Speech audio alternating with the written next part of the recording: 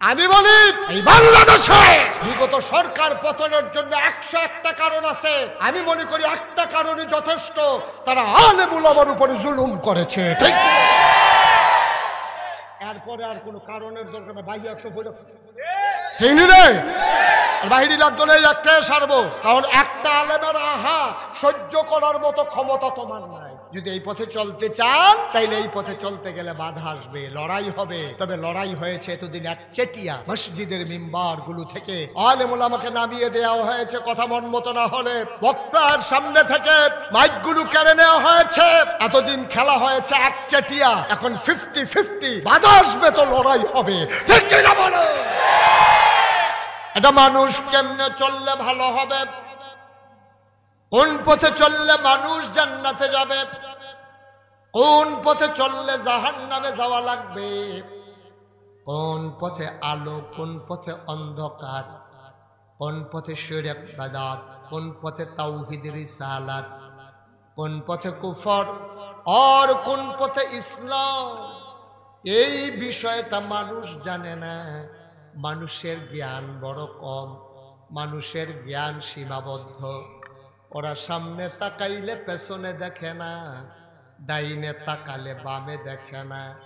আমি যদি এখন বলি গত বৃহস্পতিবারে আমরা কি দিয়ে ভাত খেয়েছি, একজন মানুষও মনে করে বলার ক্ষমতা নাই। ঠিক কিনা? গত বৃহস্পতিবারে রাতের বেলা আমরা কি দিয়ে ভাত খেয়েছিলাম আমাদের কারো মনে নেই। সামনে চাইলে পেছনে দেখি না, ডাইনে তাকাইলে বামে দেখি না। আর আগামীকাল কি হবে এটা জানার তো ন্যূনতম কোনো সম্ভাবনাও। তাইলে বুঝা গেল মানুষের জ্ঞান কি বেশি না কম? সামান্য একটু জ্ঞান মানুষের। এই জ্ঞান নিয়ে মানুষ অহংকার করে, চায়ের স্টলে বসলে চায়ের স্টল গরম করে ফেলে। কথা শুনলে মনে হয় ওর চাইতে বুঝের মানুষ বোধহয় এই এলাকায় নাই। কিন্তু ভাই আপনি জানেন না আপনার জ্ঞান কত কম, আপনি এটা বুঝেন না বলেই আপনি এত কথা বলেন। ঠিক কিনা? এক কৃষক, খুব খেয়াল, এক কৃষক একটা গরু নিয়ে আম গাছের তলে দিয়া যাইতেছে। কি গাছ? কথা বলা কি গাছ? ভাই আপনি তো সাংঘাতিক বিরোধ, আমার তো মাহফিল করতে দেবেন না। আপনি নিজে দুইটা ধরে রাখছেন, আরেকবার বেড়াইয়া ধরতে আছে। আপনার লাইভ করা লাগবে না ভাই, সরি, এক্সট্রিমলি সরি। আপনি এটা বন্ধ করেন, লাগবে না। আমার ওয়াজ লাইভ লাগবে না। আমার মানুষের যে দূরসিনের দূরে সারবো এটাই লইতাম পারি না। রাহান এটা বন্ধ করেন, বিরক্ত করতেছে। হ্যাঁ একটু অনুমতি দিছি দেখে হ্যাঁ যা শুরু করছে। আরেকবার জনলের কান্দ যাতা দিয়ে যাবে, লম্বা ছিল না জনলে যাতা দিয়ে বাচ্চা বানাইলেছে। একবারে বন্ধ। তিন পতন নিস্তব্ধতার মাঝে কথা হবে, বিরক্ত করা যাবে না। একটা মাহফিল সাজানো কত কষ্টকর, যারা সাজায় তারা বুঝে। আমরা 1-2 জনের জন্য তো মাহফিলটা নষ্ট করে দিতে পারবো না। খুব মনোযোগের সাথে শুনবেন। এখন একটা সেকেন্ড সময়ের মূল্য অনেক দাম বেশি। ঠিক কিনা কম? তো যেই কথাটা বলতেছিলাম, এখন আপনি কৃষক, কথা মনে আছে? কৃষক আপনার আম গাছের তলে দিয়া গরু নিয়ে যাইতেছে। কি নিয়া? কথা কইেন সবাই, কি লইয়া? আপনি আমার দিকে ঘুরে বসেন, শুধু এদিকে তাকাই থাকবেন, অন্যদিকে আর চাওয়ার দরকার নাই। কি লইয়া যাইতে আছে? গরু লইয়া যাইতে আছে। যে গাছের নিচটা ছিল একটু নরম মাটি, তো গরু যখন ফাড়া দিছে মাটির একটু গাঁথা হয়েছে। তো গরু এখানে দাঁড়িয়ে পেশাব করছে, চেনাইছে। তো এই পেশাব পইরা গর্তটা তো ভরে গেছে গরুর ফাওড়া। এখন গরু আটটা গেছে। একটা পিঁপড়া এই আম গাছের গোড়া দিয়া বাইতে বাইতে বাইতে বাইতে ওখানে আঘাত দিয়েছে। আঘাত দিয়ে সেটাকে ওলদা ফাতার উঠলে পিঁপড়াটা গিয়ে বইছে। এমন সময় উত্তরের একটা মৃদুমন্দ হিমেল হাওয়া উত্তইরা বাতাস আইছে।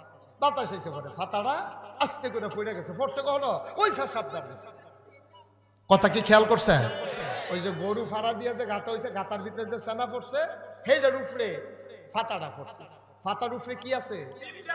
কথা কয়টা কি আছে? পিঁপড়া। এখন পিঁপড়াটা গাড়ালগি দিয়া যেদিকে চায় দেখে পানি আর পানি।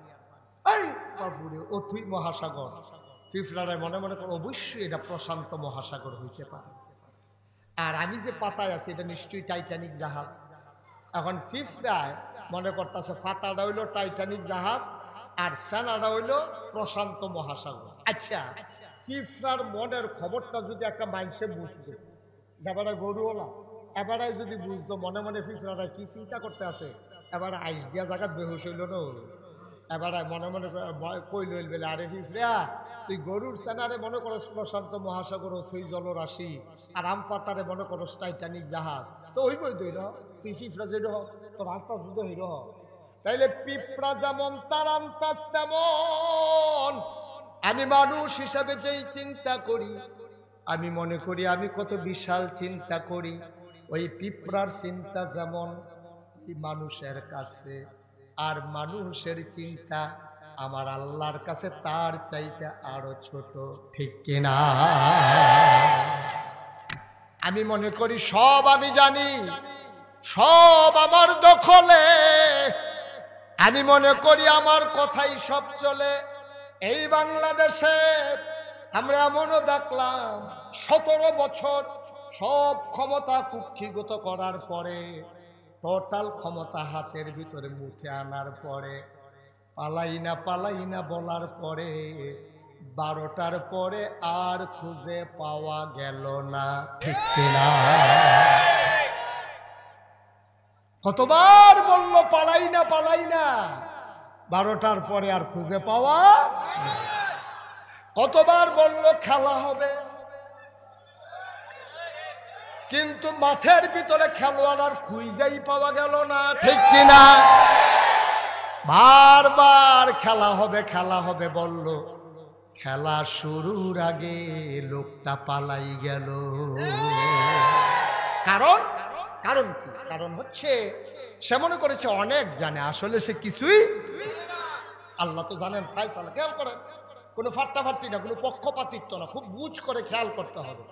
একটা মানুষ 5ই আগস্টের আগে আমি একটা মানুষ খুঁজে পাই নাই, আপনাদের ভিতরে থাকলে দাঁড়ায় বলবেন যে হুজুর আমি আছি, একটা মানুষও পাই নাই। একটা মসজিদের ইমাম, খতিব, বক্তা, রাজনৈতিক নেতা, কোন দল, কোন গোষ্ঠী, কোন জনপদ, ছাত্র বৈষম্য বিরোধী ছাত্র জনতা একজনও বলে নাই যে দফা 1 দাবি 1। সবাই বলছে পদত্যাগ। ঠিক কিনা কন? সবাই কি বলছে? কেউ কি বলছিল যে দেশ ত্যাগ? আপনাদের জানা থাকলে বলেন যে হুজুর আমি একদিন শুনছি কংসনগর বাজারও চাষতলো একদারা বইয়া কইতাছে দেশ ত্যাগ। এরকম কইন নাকি একজনও শুনছে? আমি শুনিনি। আমি তো সারা বাংলাদেশে, দেশের বাইরেও কত জায়গায় গেছি, কিন্তু কোথাও এই 17 বছরে দেশ ত্যাগের কথা কেউ বলে নাই। সবাই বলল দফা 1 দাবি 1 পদত্যাগ। আল্লাহ কয় না, তোমাদের চিন্তা একরকম, আমার ফয়সালা আরেক রকম। এতই গুণ জমা হয়ে গেছে, দফা 1 দাবি 1 দেশ ত্যাগ। ঠিক কিনা? এই খেলা কার? কেউ যেটা চাইলো না এটা হয়ে গেল, সবাই যেটা চাইলো এটা তো ভান্ডাইতে নাই। ঠিক কিনা কও? কি আল্লাহ এটা? কি আল্লাহ এটা? এই রে আল্লাহ, আপনি যে আল্লাহ বিচারতেছেন এই রে। কেউ যা চায় নাই, কেউ যা কল্পনা করে নাই, কেউ যা চিন্তা করে নাই, ওইটাই ঘটে গেল ঘটনা। এইটাই হলো আল্লাহর ফয়সালা। ভাই, মজা মারার দিন নাই, এটা থেকে শিক্ষা নেওয়া লাগবে। এতদিন এত খেদমত করার পরে, তো মেঘা প্রজেক্ট করার পরে কেন দেশ ত্যাগ করা লাগলো? এটা থেকে এইটাই শিক্ষা, তোমার আমার জীবনেও যেন এমন হয়ে না যায়। আমি তো মাঝে মাঝে ভাবি, চোখের পানি চলে আসে। দেশের ভিতরে তো করুণ অবস্থা, কিয়ামতের ময়দানে না জানি এত করুণ অবস্থা। ঠিক কিনা? দেশের ভিতরে যদি এমন হয়, কিয়ামতের ময়দানে যখন হিসাব নিকাশ শুরু হবে, হবেটা কি? আবার চিন্তা, আবার মাঝে মাঝে ঘুম থেকে আমি লাফ দিয়ে উঠি, আসলে তো দুনিয়া এইরকমই তো। আমি তো হিসাব তো দেওয়া লাগবে একদিন আল্লাহর কাছে। দুনিয়ার মানুষের কাছে হিসাব দিতে পারলাম না, আমি চলে যাওয়া লাগলো দেশ ছেড়ে। তাইলে আল্লাহর কাছে আমার ফয়সালাটা কি হবে? কি হবে আমার বিচার? কি হবে আমার ফয়সালা? আমি যাব কই? আমি যাব কার কাছে? এমন একটা জিন্দেগি মনোহরপুর মাঠে যারা আসছো, অলুয়া থেকে এসেছো, রামনগর থেকে এসেছো, জিরুইন থেকে এসেছো, পার্শ্ববর্তী কংসনগর, পার্শ্ববর্তী রামচন্দ্রপুর, পার্শ্ববর্তী হাসনাবাদ, কত জায়গা থেকে তোমরা এসেছো। গভীর মনোযোগের সাথে শোনো, আমি ঢাকার হুজুর না, সিলেটের হুজুর না, চিটাগাঙ্গের হুজুর না। তোমার বাড়িও ব্রাহ্মণ পাড়ায়, আমার বাড়িও ব্রাহ্মণ পাড়ায়। এমন একটা জিন্দেগি কইরো রে আব্বা, যেই দিন তুমি মরে যাবা, মসজিদের মাইকে ঘোষণা আসবে, মানুষটা নাই, দৌড়ে দৌড়ে তোমার দেখার জন্য আসবে, কাফন পরাইয়া দাফন করে দেবে মাটির কবরে। এমন একটা জিন্দেগি কইরো, যেই দিন তোমারে সবাই মিলে মাটির কবরে শোয়াবে, সবাই দেখো মাটির কবর, তুমি যেন কবরে গিয়া দেখো মাটির কবর মাটি নাই, মাটির কবর জান্নাতের টুকরা হয়ে গেছে। এমন একটা জিন্দেগি আমরা চাই নাকি চাই না? এত সুন্দর মানুষ কেন এরা? আরো আছে কি মনে রাখছ? আচ্ছা, মাশাআল্লাহ, দেখছেন কি সুন্দর সুন্দর মানুষ আমার বের দিয়ে বই মারহাবা কয় না রে? না না, এটা আওয়াজ ওয়াজ হইতো না, দেখেন মারহাবা বলো সবাই, কোন আমিন, জুড়ে আরো জুড়ে। এবার আমরা একটা ফায়সালায় পৌঁছি। হ্যাঁ, ও মন্নারপুরতে যদি কেউ কংসনগর বাজারও যাইতো চায়, তার আড়া হইব একরকম। কেউ যদি ফসিং যাইতো চায়, তার আড়া হইব আরেক রকম। কেউ যদি আবিদপুর যাইতো চায়, তার আড়া হইব আরেক রকম। ঠিক কিনা কও? কেউ যদি মন্নারপুর আটটা কুমিল্লা যাওয়ার লাগে, তার যদি কেউ এদিকে আসেননি ভালো বালাপুরে জিগে টাইম ফেসছে না, বিচাইরা সেগুলো রুগী মরে জিগে বালাপুরে জিগে এবার বালাপুরে জিগেলেও ভাল লাগে না, কেউ সিঙ্গারা খাইতে কইলেও মজা লাগে না, কারণ এবার আর চিন্তা হইলেও যাওয়ান লাগবো কখনো। এই তো বুঝা লাগছে। কেউ যখন চিন্তা করে খালি গান্ডা ফাড়িয়ে হেই ফাটটা যাইতাম পারলে সারে, এবার দেখবেন ইচ্ছা করে কথা কয়, আরেকবারে কি রসল এবার আছে বলে তোমরা কিরকম আধা ঘন্টা, এবার আলাপে শেষ হয় না, কারণ এবারায় জানে গন্তব্য মাত্র গাঙ্গের হেইফার। কিন্তু এবারায় যখন চিন্তা করে গন্তব্য আমার ইল্লা, তখন এবারায় শাসালানের সময় নাই, ফাতলা ফাতলা কাইট দেয়, দেশে বয় দেখে লুঙ্গি ডাউটটা করে চিন্তা লইছে, পাঞ্জাবি রাত্রি বড়া দিয়া ঠিক রে ভাই। কংসনগর যাউন না বেড়ায় আর কুমিল্লা যাউন না বেড়ায়, হাতে হাঁটার ভিতরে যদি এত পার্থক্য হয়, এই দুনিয়ার সফর পাড়ি দিয়া যারা জান্নাতে যাইতে চাও, তারা ঘুমানোর সময় পাওয়ার কথা না, ঠিক কিনা? এই বিশাল দুনিয়ার সফর শেষ করে যারা জান্নাতে যেতে চাও, তাদের সফর বড় লম্বা সফর, তাদের সফর বড় কণ্টকাকীর্ণ, এই পথ বড় কাটা বেছানো, এই পথে চলতে গেলে পা বারবার রক্তাক্ত হয়, পথ রক্তে পিচ্ছিল হয়, আগেও হয়েছে এখনো হয়। ১,৫০০ বছর আগে নবী যখন এসেছেন, তিনি যখন দ্বীনের দাওয়াত দিয়েছেন, যেই মানুষটার মতো মানুষ হয় না, যেই মানুষটার কোনো তুলনা চলে না, এই মানুষটারে তারা কাফের বলে, তারা বলেছে ওই কাফেরেরা ওই মানুষটারে বলেছে পাগল, বলেছে জিনে ধরেছে, বলেছে জাদুঘর, বলেছে কবি। আমার নবী থেমে থাকার মানুষ না। জেলখানার ভিতরে ছিল নবী ৩.৫ বছর, তারপরও নবী মক্কায় থাকতে পারলেন না। খেয়াল করে দেখেন, নবীর জন্ম মক্কায়, কৈশোর মক্কায়, শৈশব মক্কায়, তারুণ্য মক্কায়, যৌবন মক্কায়, বিয়ে করলেন মক্কায়, নিজের বাড়ি মক্কায়, শ্বশুর বাড়ি মক্কায়, বেয়াইর বাড়ি মক্কায়, ব্যবসা করলেন মক্কায়, লেনদেন করলেন মক্কায়, তিনি থাকতে পারলেন না মক্কায়, চলে যাওয়া লাগলো মদিনায়। অথচ মনোহরপুর জন্ম, মনোহরপুর শৈশব, মনোহরপুর কৈশোর, মনোহরপুর যৌবন, মনোহরপুর খেলার মাঠে তার তারুণ্য, মনোহরপুরে তার নিজের বাড়ি, মনোহরপুর তার শ্বশুর বাড়ি। সেই ইসলাম মানার কারণে মনোহরপুর ছেড়ে মাদাইয়া চলে যাওয়া লাগছে, এমন একটা মানুষও এই মনোহরপুর গ্রামে নাই, ঠিক কিনা? আমার নবী পারলেন না, তুমি পারলা কেমনে? তো আমার নবী পারলেন না, মুশতাক ফয়েজি পারল কেমনে? মুশতাক ফয়েজি নাগাইশাইরা মনোহরপুর আওয়া লাগে না, মনোহরপুরের মানুষ নাগাইশ ছেড়ে ওই মনোহরপুর ছেড়ে নাগাইশ যাওয়া লাগে না। আমার নবী কেন মক্কা ছেড়ে মদিনায় যাওয়া লাগে ভাই? কারণটা কি? কারণ একটাই, আমার নবী আপোষ করে নাই।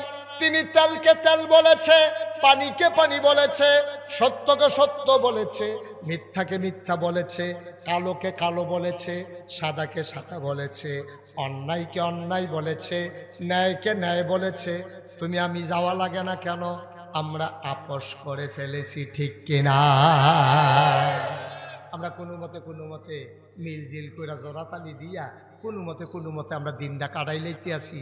আব্বা মুসলমানের জিন্দেগি কোনো মতে হয় না। এ পথ কণ্টকাকীর্ণ, এ পথ কাটা বিছানো, এ পথে চলতে গেলে হামলা হবে, জেল জুলুম নির্যাতন হবে। এই পথে চলতে গেলে প্রয়োজনে জীবন দেওয়া লাগবে, ঈমান দেওয়া যাবে না। রাজি আছো কিনা হাত তুলে দেখা।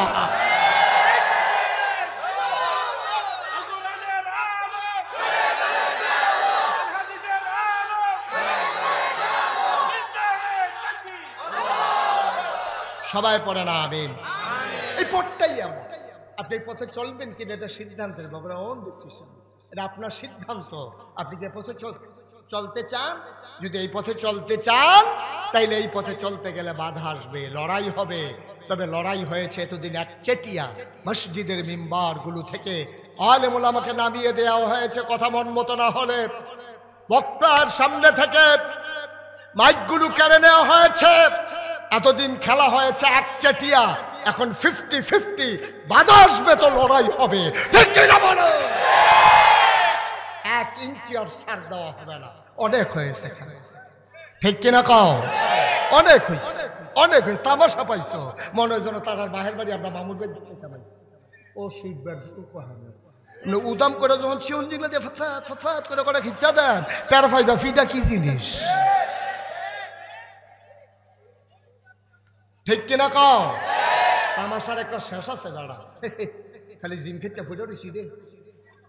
আল্লাহ যেন মাফ করে, সবাই করা আমিন, জুড়ে কওয়া আমিন। নাই অন্যায় নাই, ইমাম সাহেবের চাকরি নেই। আরে আজব কারবার, ইমাম সাহেবের চাকরি কয় কি তো ইমাম সাহেবের চাকরি নেই কিনে এবার বিলে ফাংনা কথা। তুই কাঁচা কথা করছিস কি? তুইও ফাংনা কথা করছা। এই কারবার বাংলাদেশে গেছে নাকি যায় নাই? ভাই সাহেব একটু চিন্তা করে চলবে, মন যা চায় তা করে। পরিণতি ভালো না, পরিণতি শুভ না, পরিণতি অশুভ, পরিণতি খুব খারাপ, রেজাল্ট ভালো আসে না। অন্যায়ের রেজাল্ট কখনো ভালো হয় না, ঠিক কিনা কর? যে আমরা গ্রাম দেশে একটা কথা কয়, ক্ষেতের সাহা ক্ষেতে ভাঙ্গে, লাইলে তুলয়। আপনি দেখেন গোটা পৃথিবী, সভ্য পৃথিবী শুরু হওয়ার পর থেকে 2024 সাল পর্যন্ত আপনি America, Britain, France, Germany, European আমেরিকার যত সভ্য দেশ আছে, আপনি তালাশ করে দেখেন যে একটা সরকার বদলের পরে 313 জন মেম্বার অফ পার্লামেন্ট একসাথে পালাই গেছে, পৃথিবীর ইতিহাসে নাই, ঠিক কিনা বলো? তবে আমরা তারা গেল করে খাইছ, আবার জি গায় কে রেখেছে কথাটার কেমনে ফটো রইল, ওই যে এই কারণে কথাটা একটা মনে পড়ছে, এটা কি কইলিতাম রে? কই আল্লাহ আর আইনা নাই লক্ষণ খাওয়া মার হাবা কয় না রে, কই আলাইটা?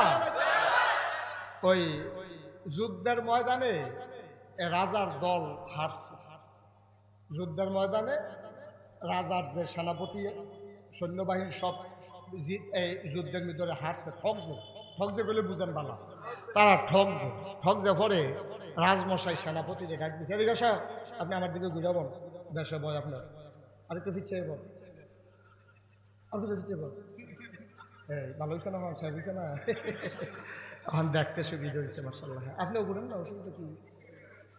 আপনার ভিতরে আক্ষেপ থাকতে পারি, বার হাবা কয় না, কথা যে মনে পড়ছে সেইটা আগে কই আলাই কইলে। আমি এক মাহফিলও গেছি, কখনো গেছি কইলে চিন্তা লাগা কইতাম না। হ্যাঁ না, মাহফিলও গিয়া সেটা একবারে দিই সামনে ফেলছিটা বইয়া রয়েছে, আমি এবার কিছু ঘুরাবো, এবারে ঘুরে না। আমি 3 বার কিছু আমার দিকে ঘুরাবেন না, আপনি সাইডে বেসে ঘুরাইলে পরে আরো দুঃখ চাইবেন তো না, এবারে ঘুরে না। শেষ পর্যন্ত জিজ্ঞেস কি তো আপনি ঘুরেন না গেলে চেয়ারম্যান, আমি এই এলাকার চেয়ারম্যান। তো আমি চেয়ারম্যান হইলে ঘুরন যেত না, আপনার ফের ঘুরে লাভ কি, আপনি কি এলাকার বোর্ড আছে? সব বোর্ড হইলো আমার সামনে, তো আমি আপনার ফেল নাচাইয়া তারার ফেল নাচা আপনার ফেল চাই থাকলে লাভ ভোগী কোনোভাবে এবারে ঘুরাইতাম পারলাম না। না বুঝিবিল্লা কোন লাগে রে। আরেকটা কথা যে মনে পড়ছিল হেঁটেও কি কইলে তা ওই রাজা যুদ্ধের কথা মনে আছে নিও, যুদ্ধে তারা ঠক যে সেনাবাহিনী, ঠকার পরে কথা কয় কাটে তো বাইতে পাইলে সেনাপতি রাজায় ডাকবেন, আমার কিসের অভাব, আমার সৈন্য আছে, বন্দুক আছে, গোলা বারুদ আছে, আমার র্যাব আছে, আমার গোয়েন্দা আছে, আমার পুলিশ আছে, আমার দলীয় ক্যাডার আছে, সেনাবাহিনী আছে, এত টান থাকতে আমরা ঠকলাম কেমনে? তো ওই জানি জিজ্ঞেসে, হ্যাঁ কয় স্যার গুলি করি একটারে, কথা মনে করি মনে আসেনি কথা, গুলি করি একটারে একটা পরে আবার ইয়া খেরুই না, জায়গা খালি হয় না, একটা মানুষ সুবহানাল্লাহ কয় না। বাংলাদেশ বাংলাদেশ কয় যে গুলি করি একটারে একটাই পরে আর ভাই একটাও লড়ে না, আবার সেই জায়গাটা আর একটা খেরুই দিয়ে যায়, এটি কি ফলা হয় রে, কিতা দিয়া বানাইছে কি বলি মার হাবা কয় না তো। ওই সেনাপতিরে যখন জিগাইছে রাজা, কথা মনে আছে নি, রাজায় জিগাইছে এই আমরা ঠকলাম কি কারণে, আমরা কি বন্দুক নাই গুলি নাই? এখন সেনাপতি কইতাছে রাজমশাই আমরা কেন হারছি এটার 101টা কারণ আমি বার করছি। কয়টা? 101টা কারণ। আবু বকর ভাই কই চিন্তা করছে কই আছে, কই গেছে? আবু বকর ভাই যেখানে আসেন আইসা বড় ঘোষণা। এই কথা মনে আসেনি? কয়টা কারণ? কয়টা? রাজমশাই বুঝালাইছে এটি বানাইছে হইতে হইতে 101টা কারণে ঠকবে। তো রাজমশাই কাছে তুমি প্রথম কারণ বলো, কেন তোমরা ঠকবে প্রথম কারণ বলো। রাজমশাই আমরা গেরাও দিয়ে আলাইছিলাম, এখান সিফাত ফিরে গেছি, তারপরে যখন গুল্লি বার করছি সবজি দিয়ে হিলে একই দিক যাচ্ছি, তো গুল্লি আর করতাম আর কারণ লাগতো না, একটাই সারব। আমি বলি এই বাংলাদেশে বিগত সরকার পতনের জন্য 101টা কারণ আছে, আমি মনে করি একটা কারণে যথেষ্ট, তারা আলেম উলামার উপরে জুলুম করেছে, ঠিক? এরপরে আর কোনো কারণের দরকার না, বাইরে 100 ফেরত বাহিনী লাগতো না, একটাই সারবো। কারণ একটা আলেমের আহা সহ্য করার মতো ক্ষমতা তোমার নাই। এই বাংলাদেশে আমরা দেখেছি জেলখানাগুলোতে যেখানে থাকার কটকার ছিল চুর ডাকাত বদমাইশ, সেই জায়গার ভিতরে জেলখানাগুলো ভরে গেছে আমার আলেম ওলামা দিয়া, ঠিক কিনা? আলেমের চোখের পানি দেখেছো? আর আল্লাহর নবী কি কয় তুমি শুনছো? আল্লাহর নবী কয় লা হিজাবা বাইনাহু ওয়া বাইনাল্লাহ, ওই যার উপরে তুমি জুলুম করছো তারে কয় মাজলুম, ওই মাজলুমের মাঝে আল্লাহর মাঝে কোনো পর্দা নাই। ওই মাজলুম যখন আল্লাহ বলে ডাকটা দেয়, ডাকটা দিতে দেরি, ওই ডাক কবুল হইতে দেরি হয় না, ঠিক কিনা? একটা ডাক যথেষ্ট। আলেমের একটা চোখের ফোটার এক ফোঁটা চোখের পানি সাংঘাতিক বিষয়, সাংঘাতিক বিষয়। ভাই আপনাদেরকে অনুরোধ করে কইয়া যায়, মসজিদের মুয়াজ্জিন হোক, মসজিদের ইমাম সাহেব হোক, মক্তবের হুজুর হোক, আলেম ওলামারে কথা বলতে সাবধান, আলেম ওলামারে কথা বলতে সাবধান, আলেম ওলামারে চিৎকারি মারবা, আলেম ওলামারে মস্কারা করবা, এই আহা সহ্য করার ক্ষমতা কারো নাই। কারণ আল ওলামা ওয়ারাসাতুল আম্বিয়া, ওলামায়ে কেরাম নবীর ওয়ারিস, ওলামায়ে কেরামকে বলবা তো নবীকে বলা হবে, ঠিক কিনা?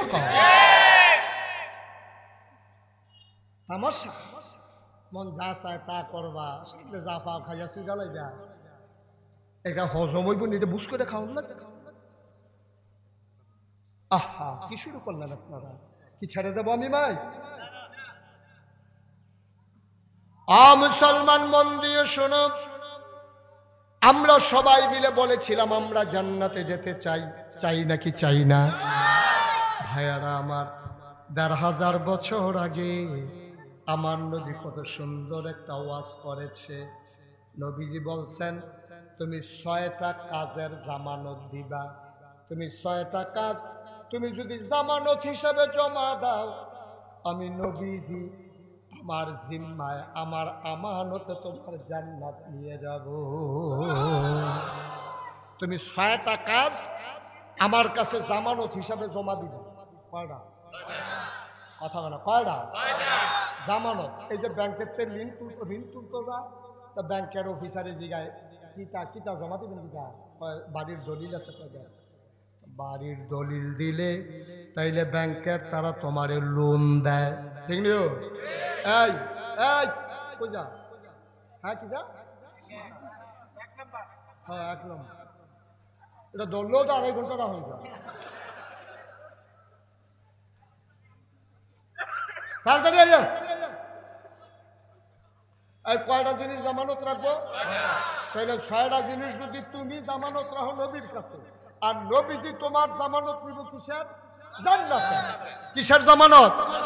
নবীজি কয় ৬টা জিনিস তুমি জামানত দিবা আমার কাছে, আর তোমার জান্নাতের আমানত আমার কাছে। সুবহানাল্লাহ। আর কোনো চিন্তা আছে? নবী যদি কয় যে আমি তোমার জান্নাতের আমানত নিলাম, আমার কাছে আমানত তোমার জান্নাতরা, নবীজিকে আমানতের খেয়ানত করে? কথা বলেন, আমানতের খেয়ানত করে? নবীজিকে আমানতের খেয়ানত করুন না মানুষ। নবীজিকে তোমরা খালি ৬টা জিনিস আমার কাছে জমা রাখো, আমার থেকে কিয়ামতের ময়দানে জান্নাত বুঝিয়া নিও। আমি তোমরা বুঝ দিয়া জান্নাতে দিয়ে হতাই দিয়া এরপরে ঘুম খাতাই দিয়ে আমি বাইরে আয়াম। এর আগে আয় সুবহানাল্লাহ কয় না রে? কয় না? জুড়ে কয় না? নবীজি কয় ১ নম্বরে তোমরা আমার কাছে জামানত রাখবা তোমরা নামাজী। সুবহানাল্লাহ কয় না? আমরা ১ নম্বরে তো ধরা খাইয়ালাম। আমি যদি অনেক হাজার হাজার জনতার সামনে আমি যদি ডাক দিয়া বলি একটা লোক দাঁড়াও, এমন একটা লোকও নাই যে আমরা এশার নামাজ পড়ি নাই। একটা লোক হুজুর আমাদের মাঝে পাবেন না। একটা লোকও নাই যে আমরা নামাজ পড়ি নাই। আমার ধারণা মিনিমাম ৫০% লোক, মিনিমাম 50% লোক, অর্ধেক মানুষ আজকে এশার নামাজ পড়ে নাই, পড়ার সম্ভাবনাও নাই, ঠিক কিনা? যাবারা জুড়ে ঠিক কইছে, এবারে এই দুটো শুরু হয়েছে, এবারে গলা শুরু কর, মাশাআল্লাহ মারহাবা কর। কিন্তু এখানে অর্ধেক একটা একসাথে যত ব্রেইলিয়ন সব কাম এখনো হয় না। আপনি ওয়াজ শুনতেন পারতেন না, এই যে কিতা কইছি কইতেন পারতেন না। হন আমিন কন, জোরে কন, আর জোরে। মুসলমান ১ নম্বরে নবীর কাছে জামানত দিতে হবে নামাজ। একটা মানুষ, খুব খেয়াল, গভীর মনোযোগ, একটা মানুষ ঈমান আনার পরে তার ১ নম্বর কাজ হলো নামাজ।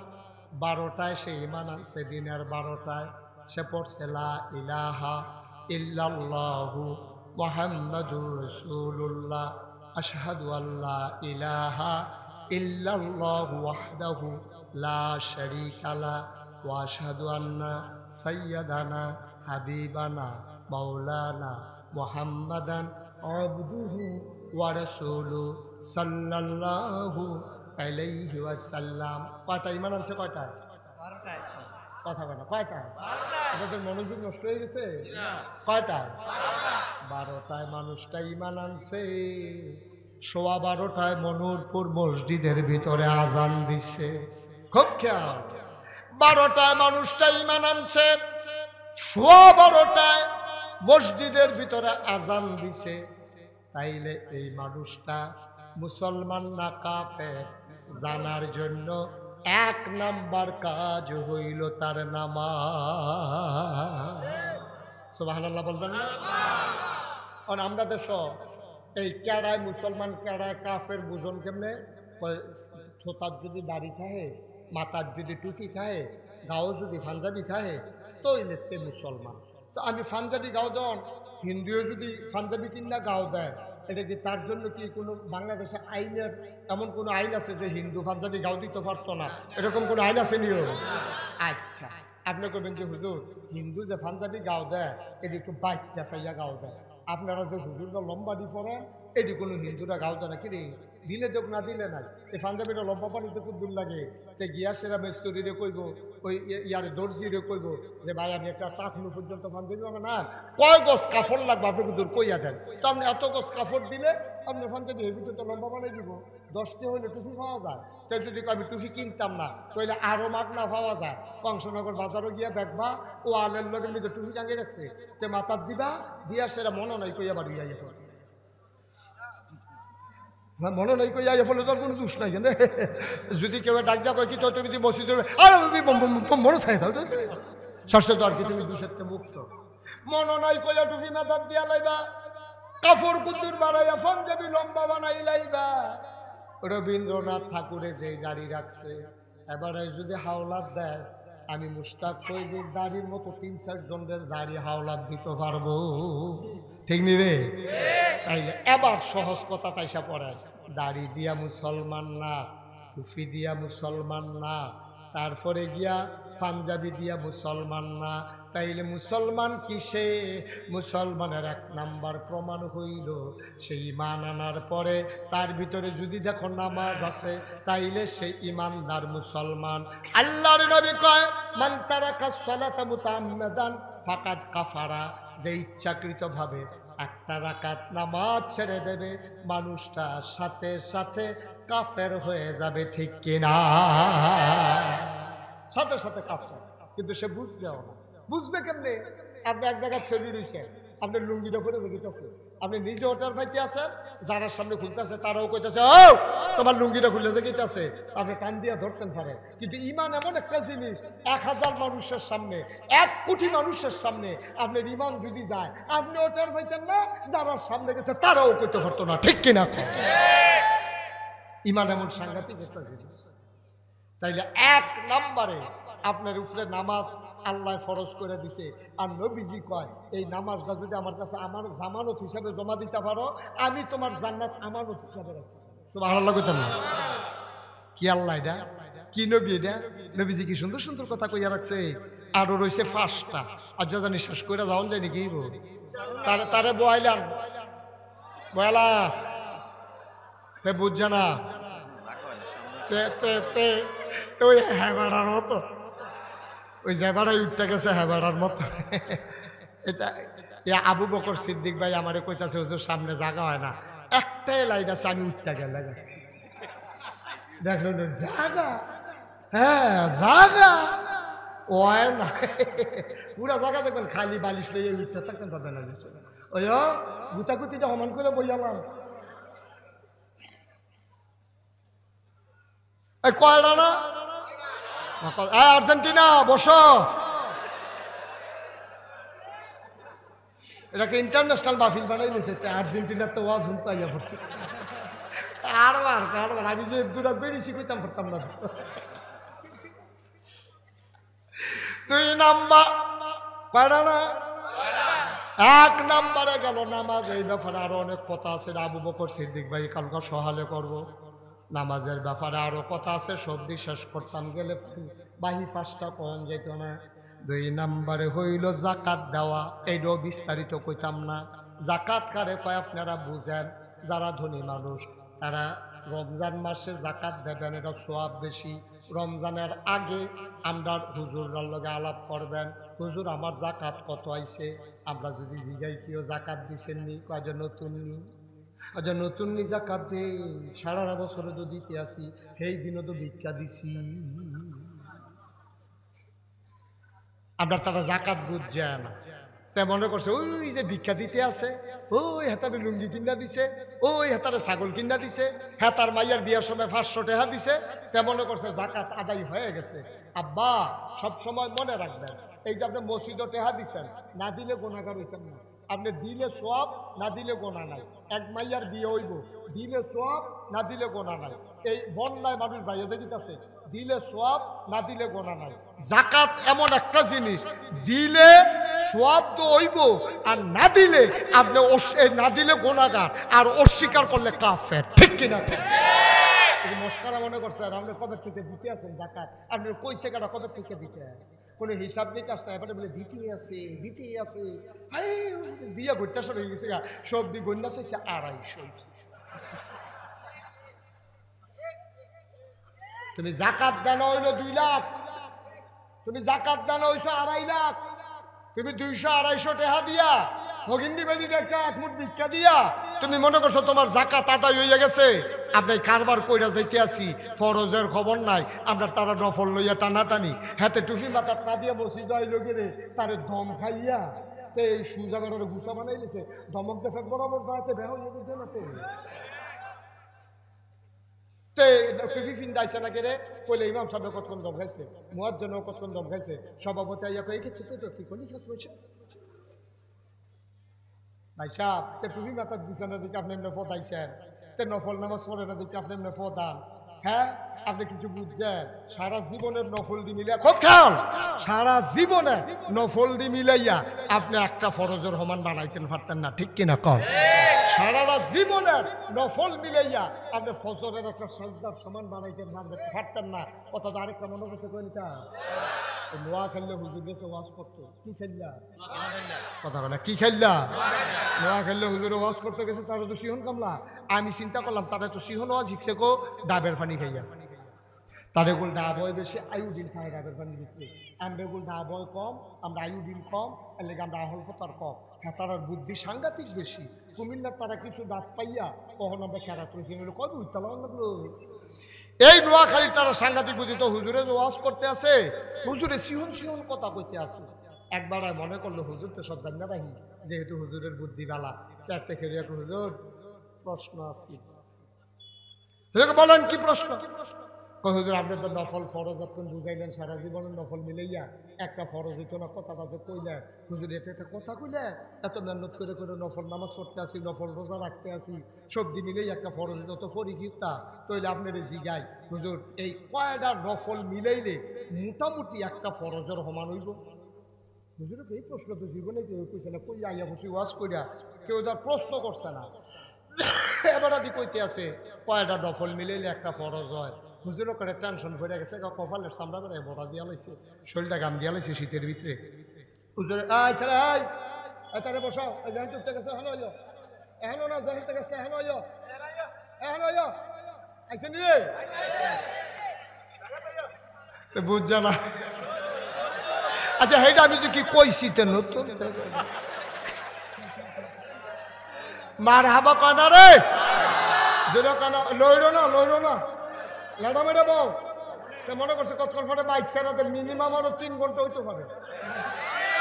আমরা সভাপতির শরীর ঢাইয়া বেড়াইয়া মর্চা দিয়ে লাগে আর ওই বিলে 3 ঘন্টা এই রমজান আমি সভাপতি হইলাম না, ওই চান্দা দিয়ে ভাগ্য হইতে থাকলাম। ওই আর এটা একটা কথার কথা, আপনি তো মনে করেন ফিরতে ফিরতে মার হাবা বলো, জোরে বলো মার হাবা। আর হুজুর বেশি গেছে কিতা কথা মনে আছে নিও, কিতা কইছে কয়টা নফল মোলাইলে একটা ফরজ হয়। হুজুরে আসলেও টেনশনও পড়ে গেছে, এই প্রশ্ন তো জীবনে কেউ করছে না। হুজুরে কতক্ষণ ধুমধুরা থেকে কয় কি তানা জিগাইলেন, কয় না হুজুর জিগাইছিলাম কয়টা নফল মিলাইলে একটা ফরজ হয়। হুজুরে কতক্ষণ ধুমধুরা থেকে কয় যতটা সুপারি গাছ মিলাইলে একটা নারকেল গাছ হয়। সুবহানাল্লাহ না দাও, এক কুঠি সুপারি গাছ মিলাইলে একটা নারিকেল গাছ যেমন বানানো যাবে না, সারা জীবনের নফল মিলাইলেও একটা ফরজ বানানো যাবে না, ঠিক কিনা? মুসলমান জাকাত হিসাব করে দিবা, পাইকারি কোনো জাকাত নাই। পাইকারি জাকাত যদি জাকাতের চেয়ে বেশিও দাও তারপরও আদায় হবে না, হিসাব করে মিলাই নিতে হবে।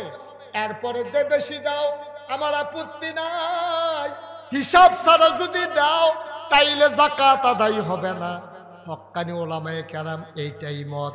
2 নম্বরে জাকাতরা আমার কাছে জামানত দেবা, তাইলে আমি নবীজি তোমার জান্নাতের আমানত নেব।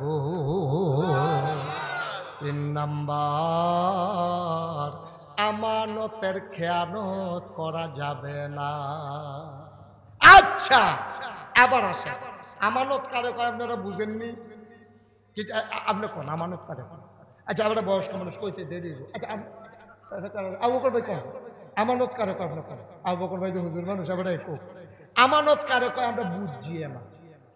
আমানত বলতে আমরা সাধারণত যেটা বুঝি এটা হলো আমি আপনার কাছে একটা চেহারা রাখলাম, টাইম মতো আবার আমাদের চেহারা ফেরত দিয়ে দেওয়ান, এটা হলো আমানত।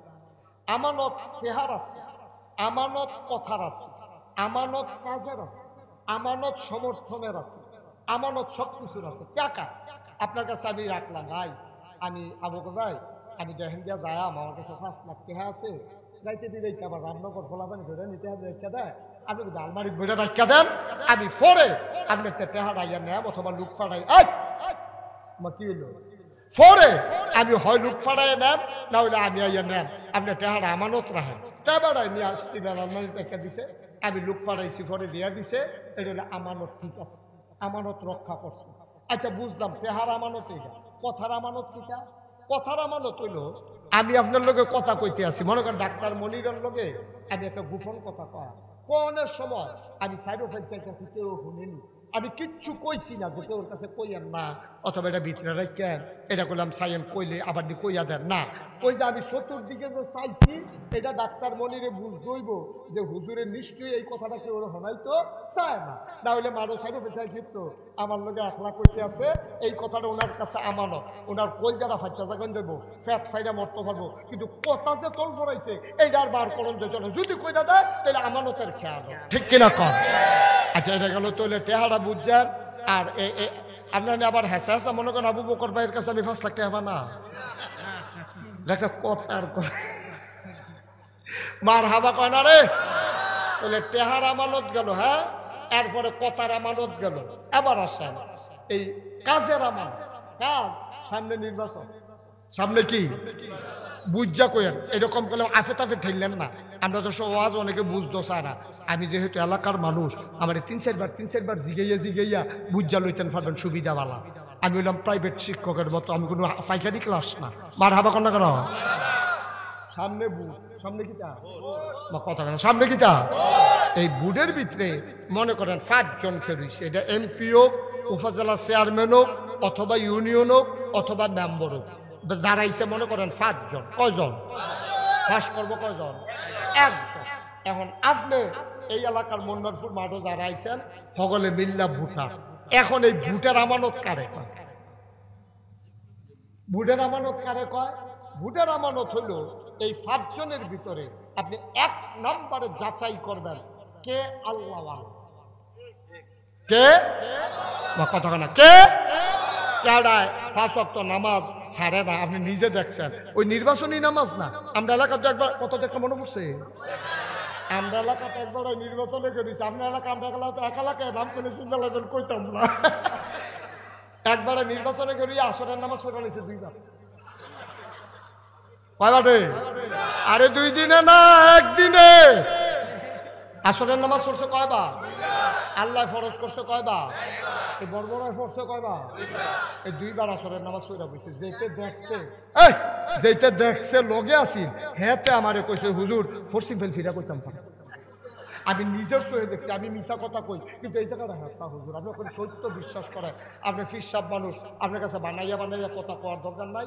আমি নিজে এবার লগে আসলাম, আমি নিজে দেখছি, এবার হ্যাঁ ন পড়ছে, এখনো ইয়েও পড়ছে। আমি কই তোমারা হলে এবারে নির্বাচন করে, তোমার মতো বুদ্ধি লইয়া বেড়া চলে না, এবারে এমনি নেতা হইছে না, তুমি যে কথাটা কইলা ব্যাকলের মতো যে এবারে 2 বার পড়ছে, কাম লাগলে এবারে টাইম থাকলে 4 বার পড়বে, তোমার হলে এবারে নির্বাচন করে। আমি যখন উল্টা ছাতা দিছি কই কিতে হুজুর, তা আমি কই তো সেই গ্রামের তারা এবারে জানবো যে এবারে নামাজ পড়ে, সেই গ্রামের তারা জানার দরকার আছে না, এবারে কি প্রত্যেক দিন এখন ইয়ে বইয়া থাকবো, তো এবারে 2 গ্রামও পড়বো, কাম লাগলে 3 গ্রামও গিয়ে টাইম থাকলে হ্যাঁ নো পড়বো, তোমার সমস্যা দিতে। আচ্ছা এবার আইয়া আপনারা বুঝার মানুষ, ঠেলাঠেলি যাতাযাতির দরকার নাই। আল্লাহ আসরের নামাজ একদিনে ফরজ করছে কয়বার? বর্বরায় পড়ছে কয়বার? আল্লাহর লাগিয়া না বুড়ের লাগিয়া? তোমার নামাজ নট, তোমার নামাজ ফাও গেছে, কামো লাগছে না ফাও গেছে। আবার আসেন এখন এইরকম লোক আপনি জাইনা হুন্ডা, যেই লোকটা আসরের নামাজ পড়ে লয় 2 বার 12 মাস, এবারে নামাজের খবর নাই, টুফি মাথার তো দেয় না, বরঞ্চ টুপিওয়ালা দেখলে টিটকারি মারে মস্কারা করে। এইরকম বাংলাদেশের নেতা আছে নাকি নাই? এইরকম নেতায় যখন আপনারা দাড়িওয়ালার কাছে বুড়ের লেগে যাইয়ে এবারে কয়দিন আগেও দাড়ি লইয়া টিটকারি মারছে, একটা লোক দি কইতেন পারেন না কংসনগর বাজারও দাড়ি লই আপনি যেই মজা মারছেন আবার বুড়ের লেগে আইছেন, আমি দাড়িওয়ালার বুট আপনার লাগতো না। এই কথাটা কইতেন পারিনি আমরা? পারি না। আজ ওখান থেকে কইবেন যে আপনি দাড়ি লইয়া টিটকারি মারুন না বেড়ায়, আপনি দাড়িওয়ালার কাছে আইসেন কিতে? টুপি লই আপনি টিটকারি মারুন না বেড়ায়, আপনি টুপিওয়ালার কাছে এই বুটের লেগে আইসেন কিতে? এই আপনার ভুট্টা এটা আমানত। এমন লোকের কাছে ভুট্টা দিতে হবে যিনি রাস্তার গম খায় না, এই ব্রিজের ভিতরে রডের বদলি বাঁশ দেয় না, যিনি হগিন্নি বেডির লেগে বিস্কুট দিয়েছে সেই বিস্কুট আমরা তারা খাইয়া বুঝে